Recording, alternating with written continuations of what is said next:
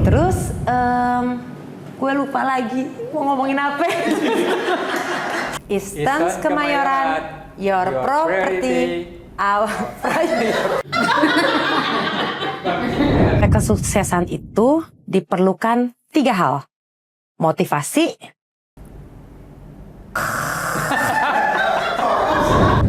ikuti terus media sosial.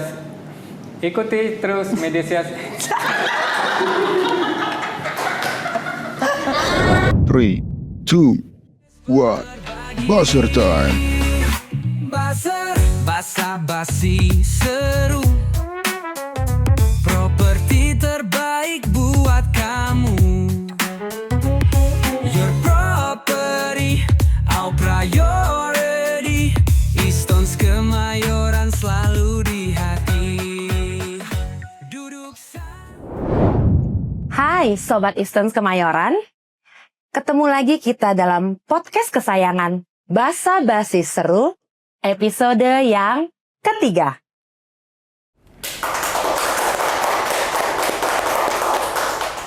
Hari ini saya Putri, sebagai host dari episode kita yang ketiga, kedatangan seorang bintang tamu yang eksklusif, yang sudah sukses, yang bernama Pak Deriansa atau yang biasa kita panggil dengan Pak Dery.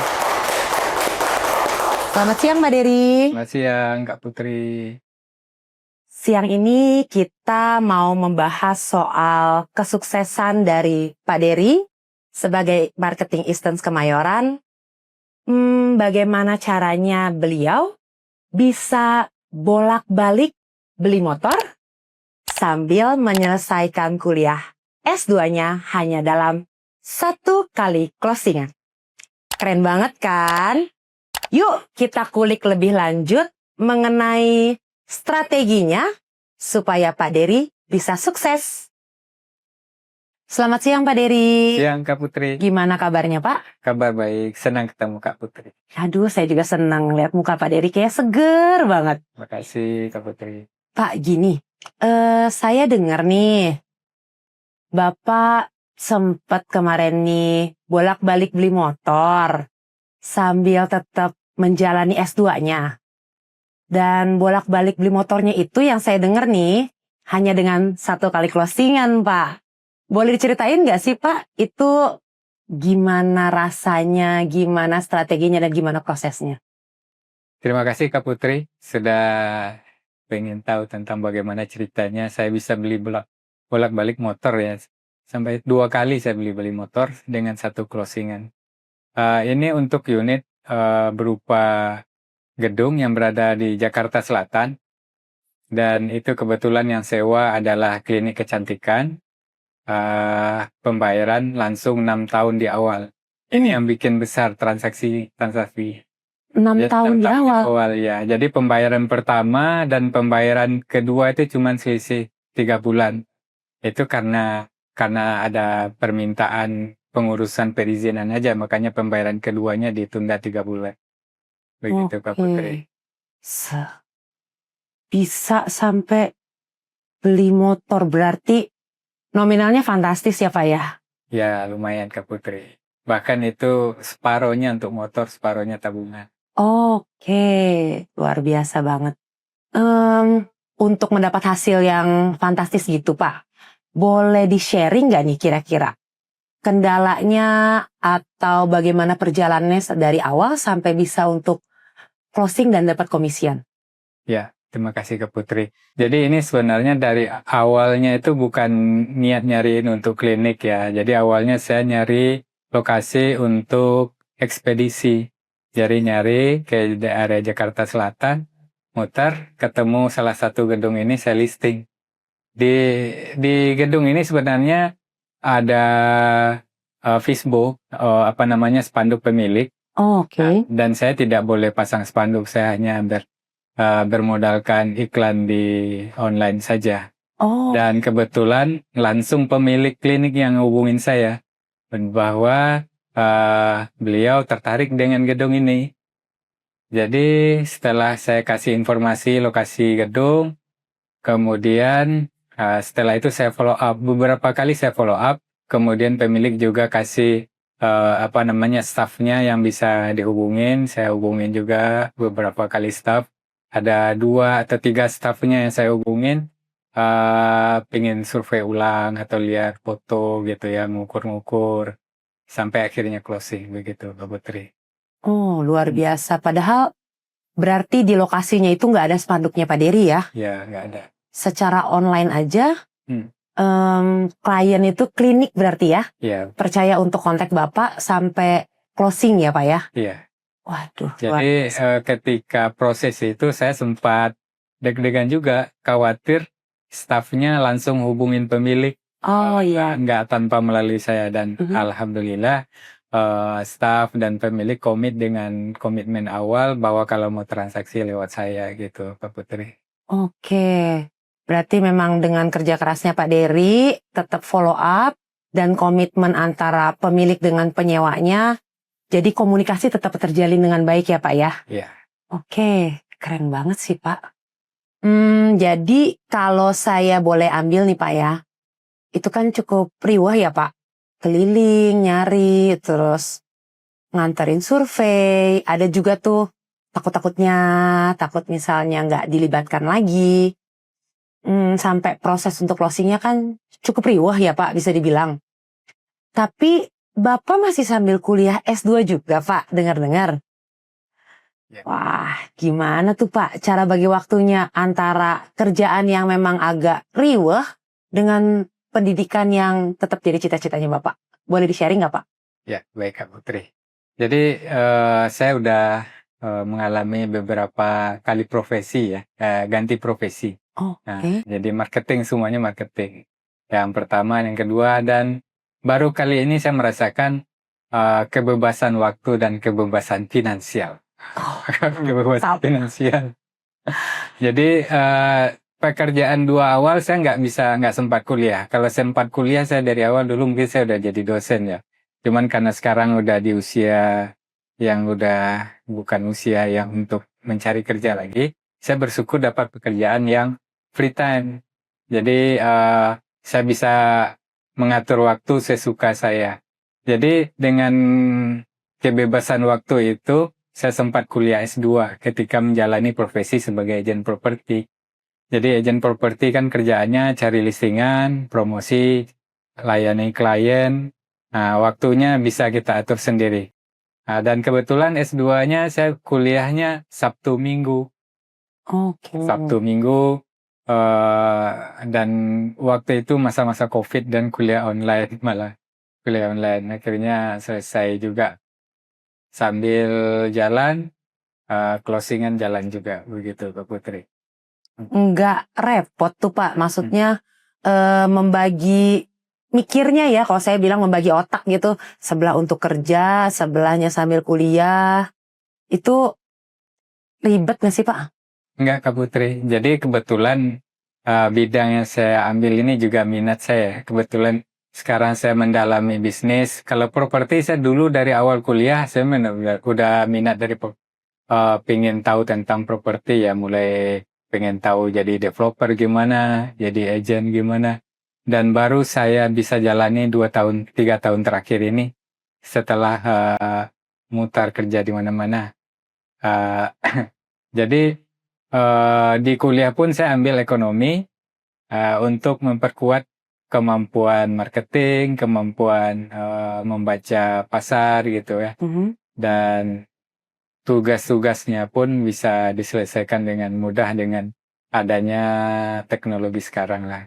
Dengan kemudahan-kemudahan yang online. Kerjaan pun banyak kemudahan-kemudahan online. Jadi bisa dibagi waktunya. Oke, berarti bisa dibilang pekerjaan dan bidang kuliahnya Bapak sejalan nih ya? Adalah ekonomi. Oke. Berarti nggak menemukan kendala sejauh ini Pak? Ya, nggak ada kendala. Cuman ya tuntutannya baca buku, kerjain tugas gitu aja. Tugas diselesaikan dapat nilai. Kemudian kalau kerjaan, cari listingan sambil, bahkan nih menariknya jadi agen properti, sambil cari listingan kita bisa silaturahmi, bisa ngerjain ngurusin organisasi, bisa ketemu teman, bisa ya cari peluang-peluang lain sambil jalan. Begitu yang jadi properti. Jadi semua bisa jalan sekaligus gitu. Oke. Berdasarkan bincang-bincang kita tadi nih Pak, boleh dibagi nggak sih Pak? Kira-kira tips dan triknya, strateginya buat saya, buat teman-teman marketing dimanapun berada gitu, terlebih untuk Eastern Kemayoran juga tim marketingnya. Tipsnya gimana sih Pak supaya bisa sukses di karirnya? Terus yang punya cita-cita soal pendidikannya tuh juga bisa tercapai juga. Mana tahu masih ada teman-teman yang lain juga pengen nih jalan supaya dua kakinya tetap stabil. Boleh dibagi nggak Pak? Oke, baik Kak Putri. Jadi yang pertama, kita harus punya motivasi yang kuat dulu. Motivasi yang kuat kenapa kita pilih profesi sebagai agent properti. Motivasi yang kuat kenapa pilih kuliah gitu. Nah, jadi motivasi itu dibangun dulu. Motivasi pengen kerja jadi agent properti, pengen dapat penghasilan lebih, pengen kaya, terutama pengen kaya gitu ya. Cuan ya Pak ya? Cuannya ini yang bikin Oke. kita sangat semangat nih. Oke. Yang kedua, kayak tadi, motivasi kuliah. Kenapa harus kuliah? Ya ingin mengupgrade diri gitu ya. Menambah pengetahuan biar pekerjaan semuanya jadi mudah.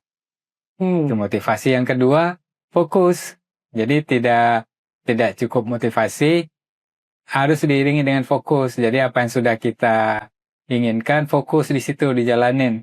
Kalau sebagai agent, fokus cari listingan, menghandle klien, menemani klien survei, fokus tetap. Sediakan waktu lah. Kalau ada waktu untuk survei, cari listingan, kita sediakan waktu. Ketika klien minta waktu survei, kita siap kapanpun.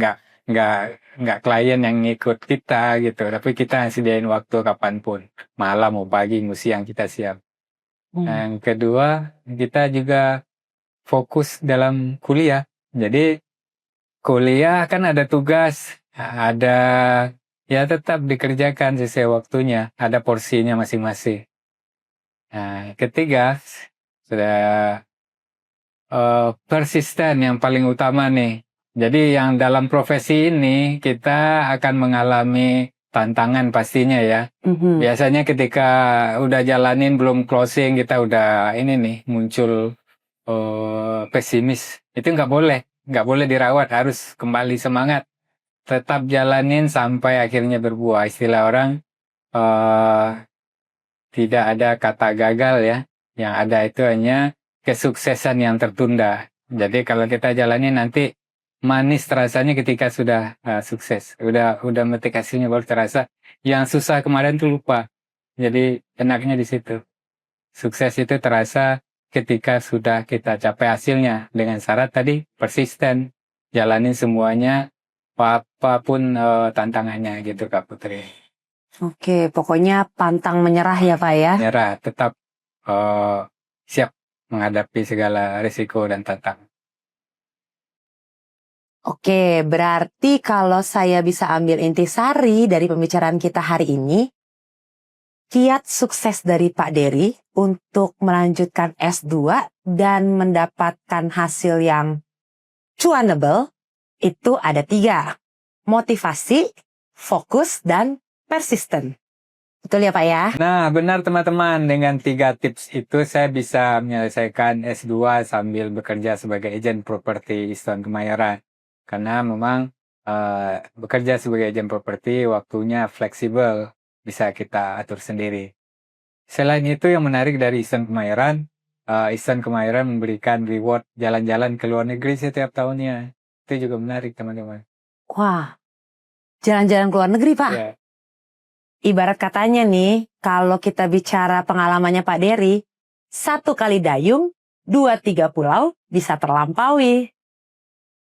Jadi, kalau ada pertanyaan dari teman-teman nih seputar dunia properti atau isu-isu properti yang mau dibahas, silakan kasih komentar. Lalu nanti kita pilih-pilih nih. Yang terpilih akan langsung kami bahas dalam podcast kami berikutnya. Ikuti terus media sosial kami. Jangan lupa like, share, comment, and subscribe. Semoga kisah menarik Pak Dery bisa menjadi inspirasi untuk saya dan marketing Eastons Kemayoran lainnya. See you in the next episode. Eastons Kemayoran, your property, our priority. Basar-basar basi seru, ngobrol properti makin seru. Your property